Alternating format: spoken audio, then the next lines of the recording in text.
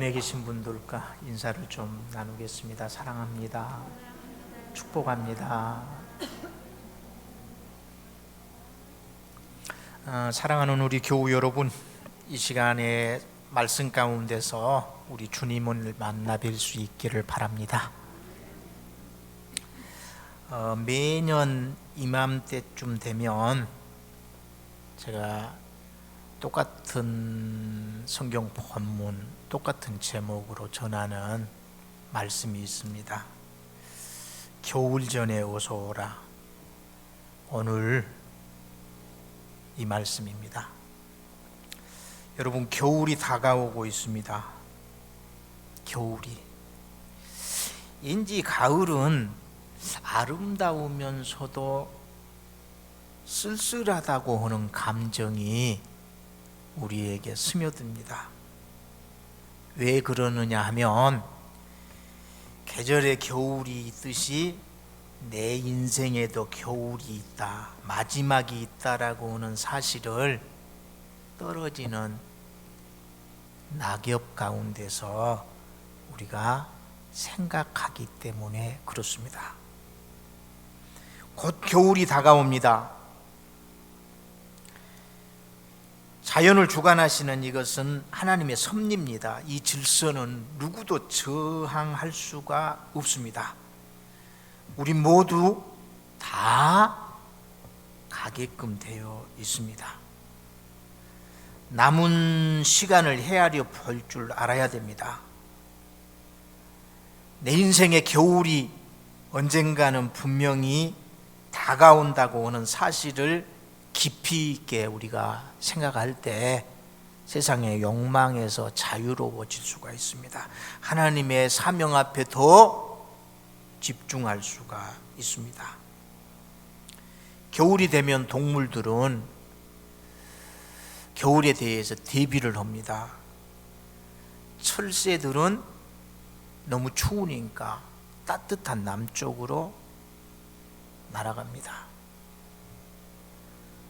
또 어떤 동물들은 땅속에, 나무 속에 들어가서 겨울잠을 잡니다. 먹지도 아니하고 추우니까 움직이지도 아니하고 죽은 듯이 잠을 잡니다. 또 어떤 동물들은 옷을 갈아입습니다. 털갈이를 통해서 겨울의 추위에 대처할 그런 대비를 하고 직면합니다. 이렇게 동물들이 겨울을 대하는 자세가 다른 것처럼 사람들도 자신의 마지막 개인의 종말에 대해서 대처하는 방법이 다릅니다. 어떤 사람은 겨울잠 자는 동면형 그런 자세를 취합니다. 죽는다고 하는 사실이 두려워서 항상 웅크리고만 있습니다. 또 어떤 사람은 철새처럼 죽는다고 하는 사실, 이것을 세상에 취해서 잊어버리려고 몸부림치면서 사는 사람들이 있습니다. 그런데 가장 지혜로운 사람은 믿음의 털갈이를 통해서 종말에 적극적으로 대처하는 사람입니다. 여러분은 여러분의 겨울에 대해서 어떻게 지금 대처하고 계십니까? 오늘 제가 21절만 보았는데 4장 9절에 보면 너는 어서 속히 내게로 오라. 오늘 본문에 너는 겨울 전에 어서 오라 이렇게 말씀하고 있습니다. 사도 바울이 믿음의 자녀 디모데에게 하시는 말씀입니다. 어서 속히 오라. 겨울 전에 어서 오라.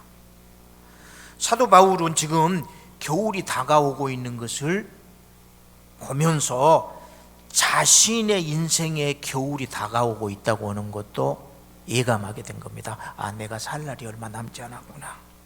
그래서 죽기 전에 사랑하는 제자를 만나서 하나님의 은사를 나누고 당부할 게 있어서 겨울 전에 어서 오라 이렇게 권면하고 있습니다. 당시에 지중해의 겨울은 배가 운행할 수가 없었습니다. 바다가 얼어버렸기 때문입니다. 오늘날은 따뜻해가지고 지중해 바다가 겨울에도 얼지 않습니다. 그래서 바울 당시에는 디모데가 바울을 만나려면 겨울 전에 와야 했습니다. 겨울 전에. 여러분, 겨울 전에 오라. 겨울 전에 오라. 우리에게 하시는 말씀입니다. 기회를 놓치지 말라는 말씀입니다. 모든 일에는 여러분 때가 있습니다. 기회는 순간입니다. 인생의 성공과 실패는 이 기회를 바로 붙잡느냐 놓치느냐에 따라서 결정이 됩니다. 앞에 있을 때 붙잡지 않으면 기회는 금방 사라집니다. 엄밀하게 말하면 기회는 오는 게 아니라 지나가는 겁니다. 그래서 준비하고 있다가 기회가 다가오면 붙잡아야 됩니다. 붙잡아야. 여러분, 우리 예수 믿는 사람들은요, 하나님이 주신 이 거룩한 사명 앞에 충성할 수 있는 기회를 놓치지 말아야 됩니다. 이 기회를 놓치지 말아야 됩니다. 신앙생활 정말 우리가 제대로 해야 됩니다. 여러분, 우리 가정의 운명이 우리에게 달려 있습니다. 우리 교회의 미래가 우리에게 달려 있습니다. 우리에게 일할 수 없는 날이 분명 오고 맙니다. 교회에 오고 싶어도 올 수 없는 날이 반드시 옵니다. 여러분, 같이 예배드리고 싶어도 같이 예배할 수 없는 날이 분명히 오고 맙니다. 기회가 지나가기 전에 하나님이 주신 이 기회 살려서 더 아버지 앞에 우리가 충성할 수 있기를 우리 주님의 이름으로 축원합니다. 1865년 4월 달에 미국의 링컨 대통령이 암살을 당합니다. 그때는 미국이 남쪽, 북쪽 이렇게 나뉘어 가지고 4년 동안을 전쟁을 치릅니다. 이 전쟁에서 62만 명의 사상자가 납니다. 이 남북 전쟁이 끝나고 5일 만에 세상에 링컨 대통령을 남부 출신의 부스라고 하는 아주 잘 나가는 배우가 있었는데 이 배우가 총으로 죽여버립니다. 링컨 대통령은 우리가 잘 아는 대로 흑인 노예 해방을 시킨 분입니다. 그리고 링컨 대통령이 흑인에게도 참정권, 요즘으로 얘기하면 이 투표권을 준다고 하는 소문을 듣고 이 부수가 코드가 달랐거든요. 링컨을 죽입니다. 그런데 극장에서 연극을 링컨 대통령이 부인하고 보고 있는데 그때 다가서서 권총으로 죽여버립니다. 대통령 경호원들은 뭐 됐을까요? 평소에는 경호팀이 경호를 했는데 극장에서 연극 보니까 그때는 한 사람의 경찰관이 경호를 하고 있었습니다. 그런데 이 유일한 대통령의 경호 책임자가 그 시간에 뭘 했느냐 하면 세상에 대통령이 극장에서 연극 보는데 무슨 일이 있겠는가 싶어가지고 대통령의 마부하고 하인을 데리고 가서 술집에서 술을 마시고 있었습니다. 그래서 지금도 역사는 그분의 이름 생생하게 후대에 전하고 있습니다. 자기의 책임을 다하지 못했던, 그래서 인류에 이 큰 슬픔을 안긴 그 경찰관의 이름을 지금도 역사는 후대에 알리고 있습니다. 여러분은 어떤 일꾼입니까? 여러분은 어떤 일꾼입니까?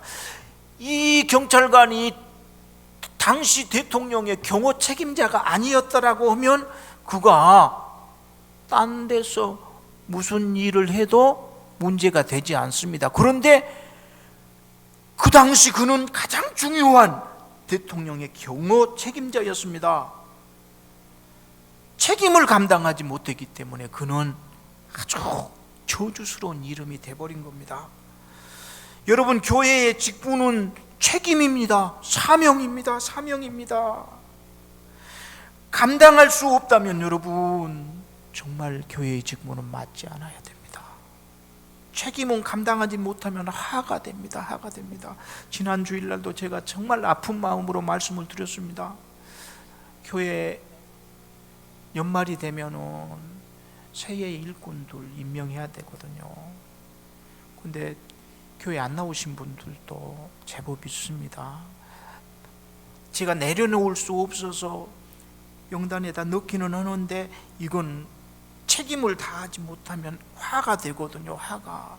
그래서 기도는 할지라도 서리집사나 명예집사 명단에서는 교회에 나오셔야 되는데 안 나오신 분들은 여러분, 제가 제의를 할 것입니다. 여러분 가족 중에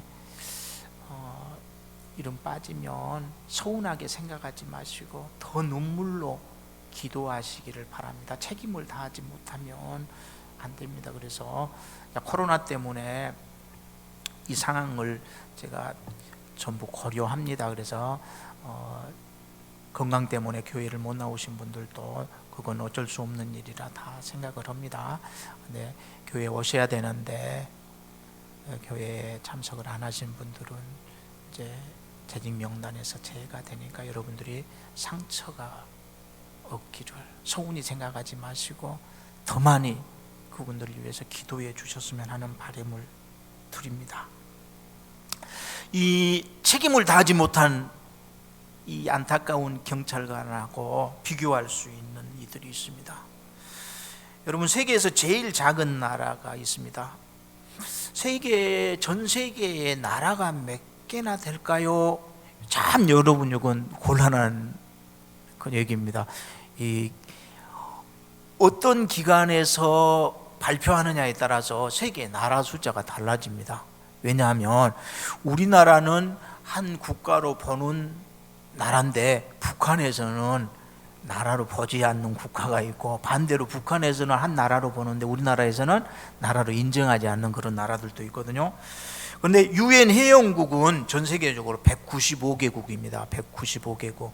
그래서 전 세계 국가 수는 조사 기관에 따라서 어떤 기관에서는 세계의 나라가 195개 국가로 구성이 되어 있다. 어떤 또 조사 기관은 242개 나라다.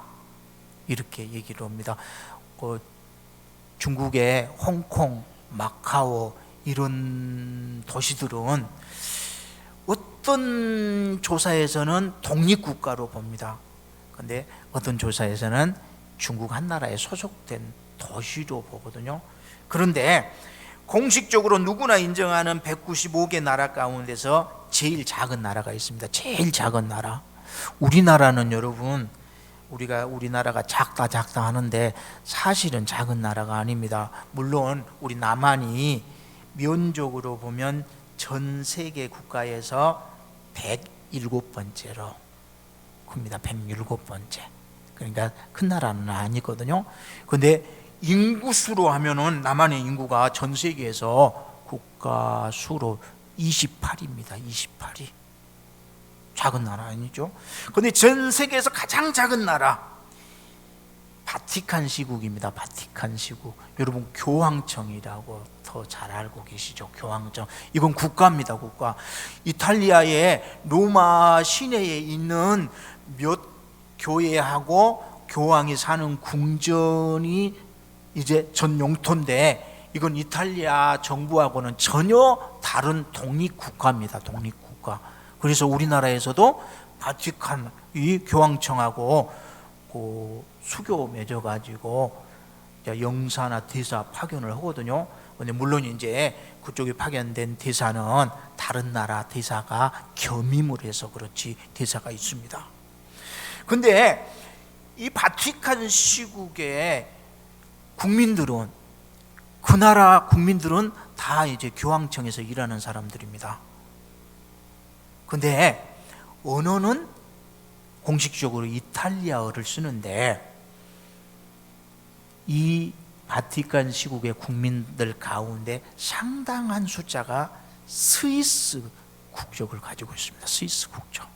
왜 그러냐면 이 작은 이제 그 나라니까 이 나라에서는 자체적으로 군인을 의무적으로 세워서 나라를 지키게 할 수가 없습니다. 그래서 이제 용병 돈을 주고 군인을 삽니다. 우리나라도 여러분 농사 시골 가보시면 압니다. 농사하는 분들요, 저 외국인들이 많습니다. 바닷가에 힘든 일 하시는 분들 가운데 외국인들 많습니다. 우리나라 국민들 힘만으로는 감당 안 되니까 이렇게 이제 돈 받고 그분들이 일을 하거든요. 그런데 우리나라는 군인은 그래도 의무제로 우리가 지킵니다. 우리가. 그런데 이 바티칸 시국 같은 경우에는 군인 할 만한 사람이 없으니까 다른 나라에서 돈을 주고 용병제로 군대를 세웁니다. 근데 이제 이렇게 돈을 받고 계약을 하고 군인이 된 사람하고 우리나라 군대하고는 조금 차이가 납니다. 우리는 내 부모, 내 가족, 내 국민을 지키는 거잖아요. 근데 돈 받고 지키는 사람들은 돈 때문에 계약하고 지키는 거나 사명감에 좀 차이가 나지 않겠습니까? 그런데 이 바티칸 시국의 모든 군인은 스위스 사람이라야 됩니다. 스위스 사람이라야. 왜 그렇게 됐느냐? 역사를 들여다보면 여러분 1527년에 신성 로마 제국의 카를 5세가 군대를 이끌고 바티칸을 침범을 합니다. 침략을 합니다. 쳐들어옵니다. 그런데 군대가 당시 바티칸을 지키고 있는 이 용병들하고는 비교가 안 됩니다. 그러니까 싸워봤자 지거든요, 죽거든요. 그러니까 다른 나라에서 온 용병들이 많이 있었는데 다른 나라에서 온 용병들은 다 아이고 내가 살라고 이 짓거리 하고 있는데 싸워봤자 죽는데 하고 전부 무기를 버리고 도망을 갑니다. 그런데 스위스 용병들은 끝까지 자리를 지켜서 사명을 감당을 합니다. 스위스 용병 187명 중에 147명이 죽었습니다. 자기의 동료들이 다 죽어 넘어지는데도 끝까지 남은 사람들이 자기의 사명을 감당합니다. 그 이후로 교황청에서는 스위스 사람이라야 믿을 수 있다 해가지고 지금도 스위스 사람만 용병으로 씁니다. 18세기 후반에 프랑스 시민혁명이 일어납니다. 그때 루이 18세의 궁전을 지키는 사람들도 스위스 용병들이었습니다. 시민군이 쳐들어왔습니다. 시민군들이 지금 무너뜨리려고 하는 것은 용병들이 아니거든요.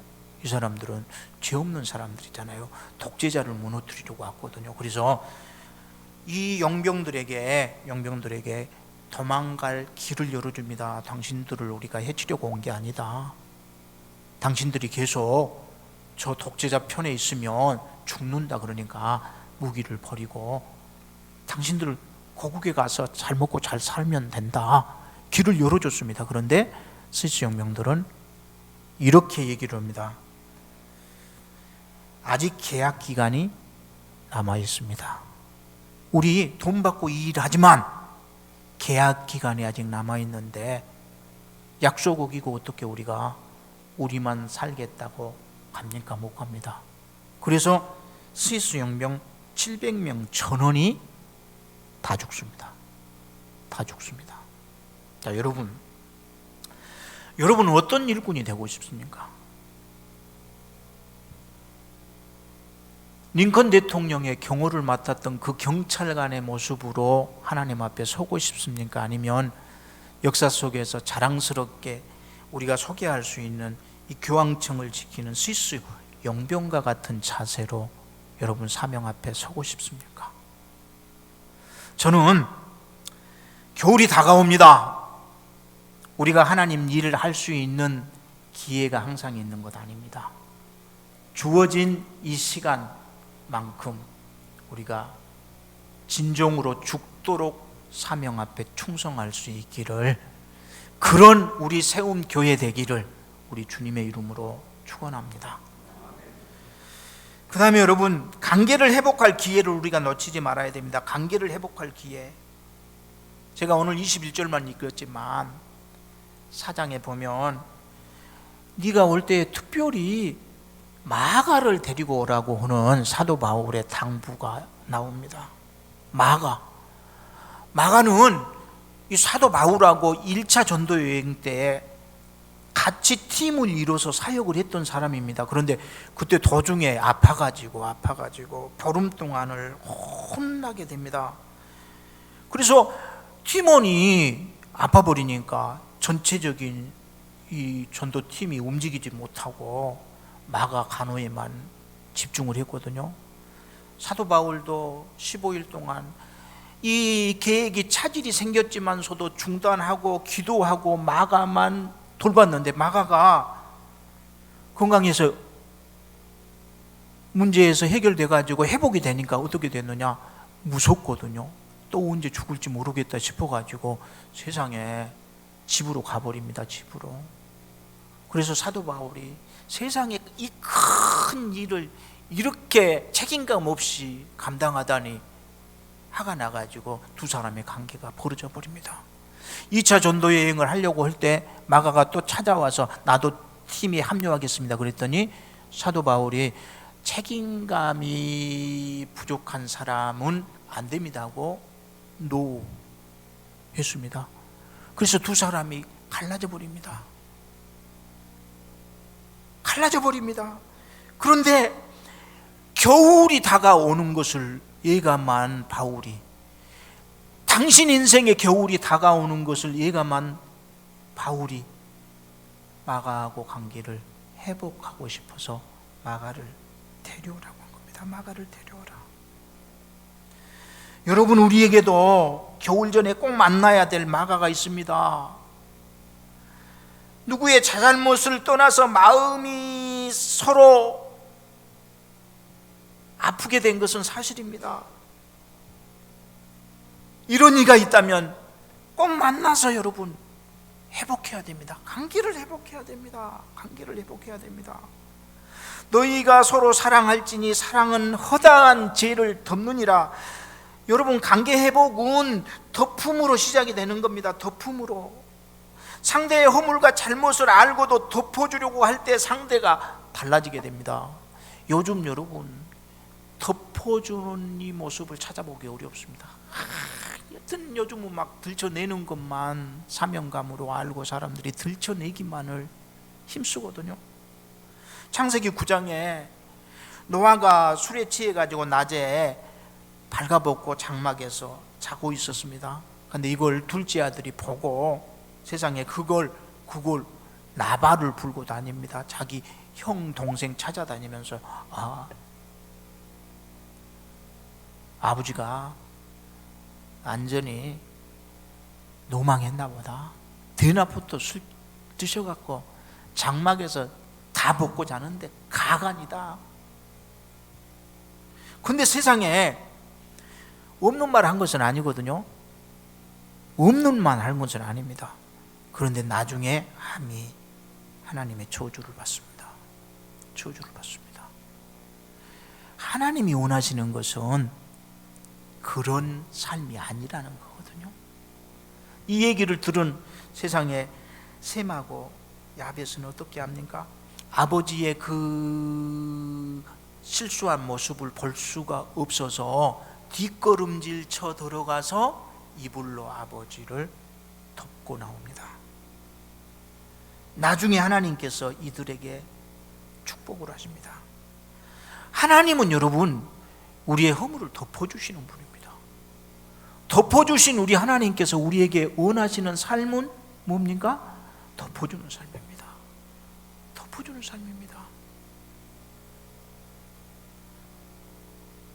겨울이 오기 전에 우리가 내 인생의 마가를 찾아서 돕고 관계를 회복할 수 있기를 우리 주님의 이름으로 축원합니다.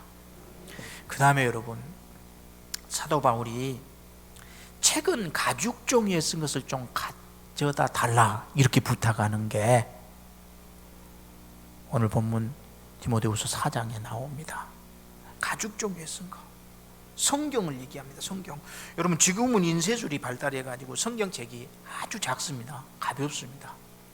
근데 이건 사도 바울 당시에는 상상도 할 수 없는 일이었거든요.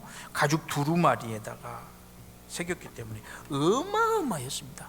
그래서 성경을 전체는 다 들고 다닐 수가 없었습니다. 그래서 이제 복음서면은 복음서대로 작은 분량만 들고 다니고, 이제 전체적인 것은 이제 한 곳에 보관을 했는데, 전체적인 성경을 보고 싶었습니다. 하나님의 음성, 세상의 소리에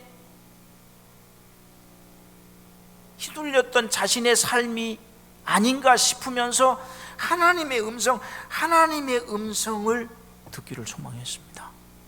여러분, 하나님의 음성 들을 수 있는 기회 놓치지 마시고 하나님의 음성을 우리가 들으면서 살아갈 수 있기를 소망합니다. 내 인생의 겨울이 다가옴을 인지할 때 여러분 무엇을 생각하기 원하십니까? 하나님의 음성을 들어야 됩니다. 하나님의 음성대로, 하나님의 말씀대로 내가 말씀을 묵상하고 내 삶의 한 걸음 한 걸음을 옮기면 하나님이 설계한 엄청난 삶의 모습을 우리가 이 땅에서 남기게 됩니다. 영상 하나 잠깐 보겠습니다.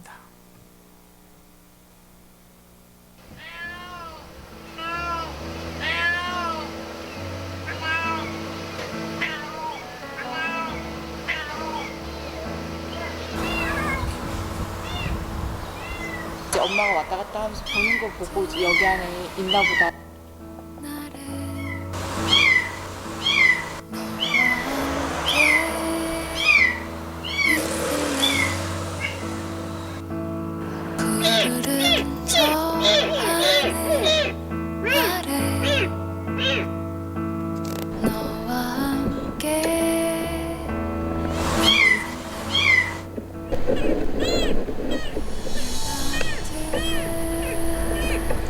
여기까지만 보겠습니다. 어느 방송인지는 모르겠습니다. 동물의 농장입니까? 어디죠? 저 강주더라고요. 강주인데 박 전사님 처음에 그 어미 고양이 울음소리 다시 한번 보여줄래요? 첫 부분에.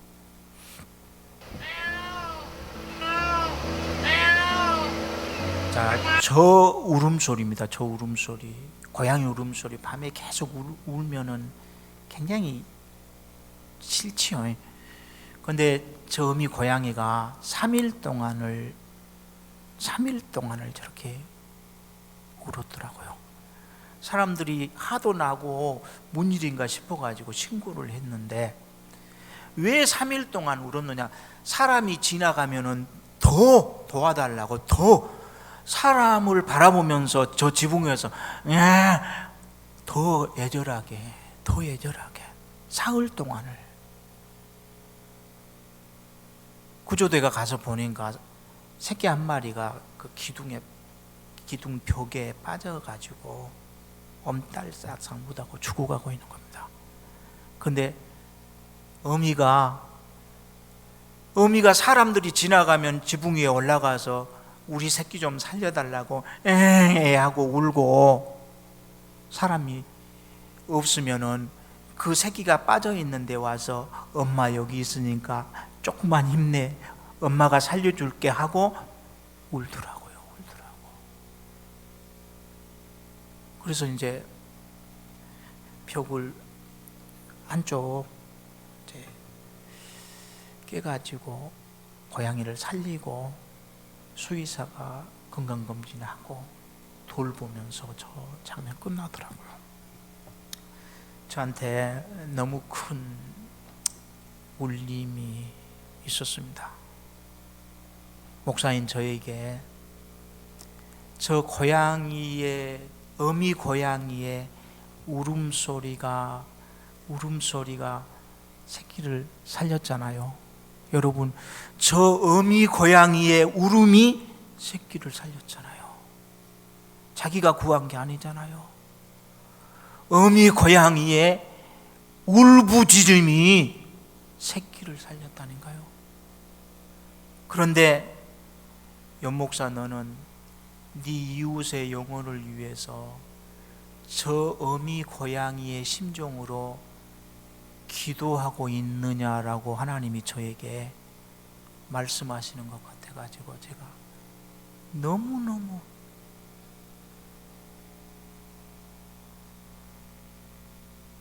여러분, 엄마의 울음이 자식을 살립니다. 여러분 자식들 건강하게 신앙생활 하고 계신가요? 자녀들이 세상에 취해서 하나님하고 상관없이 살아가는데도 여러분은 어떻게 하고 계신가요? 어떻게 하고? 말은 사랑한다고 하면서, 사랑하는 가족이라고 하면서, 여러분, 우리가 울어야 됩니다. 우리가 울어야 됩니다. 하나님을 향한 우리의 눈물이 있을 때 세상에 취해서 하나님 잃고 살아가는 우리의 가족들을 구해낼 수 있습니다. 우리 교회가 울어야 됩니다. 우리 세움교회가 주변의 영혼들을 위해서 뭘 하고 있는가? 울어야 됩니다, 여러분. 울어야 됩니다. 우리의 기도가 세상을 구합니다. 우리의 기도가 세상을 구합니다. 수의사가 나중에 그렇게 얘기하더라고요. 동물들은 저 집에서 키우는 고양이 아니거든요. 옛날에는 도둑고양이라고 했습니다. 집에 부엌에 도둑고양이 들어와서 생선 많이 훔쳐갔거든요. 먹을 거. 그래서 도둑고양이라 했는데 지금은 도둑고양이라고 안 합니다. 길고양이라고 합니다. 길고양이. 저 길고양이입니다. 집에서 키우는 고양이 아닙니다. 근데 이 고양이들은 새끼들 키우다가 낙오자가 생기면 금방 포기해버린다네요. 금방 포기해버린대요. 아, 이건 살아남지 못할 놈이구나. 그러고 금방 포기해버린대. 그런데 이 어미는 포기를 않고 사흘 동안을 살려달라고 사람들에게 외치고 있습니다. 여러분, 기도하다가 포기해버린 영혼들 제법 많을 줄로 합니다. 이제 우리가 이 땅의 아픈 영혼들을 위해서, 사랑하는 내 가족의 영적인 구원을 위해서 더 깊은 기도의 자리로 가서 여러분 하나님 앞에 부르짖을 수 있기를 소망합니다. 우리의 눈물이 세상을 살립니다. 말씀을 정리합니다. 겨울이 다가오고 있습니다.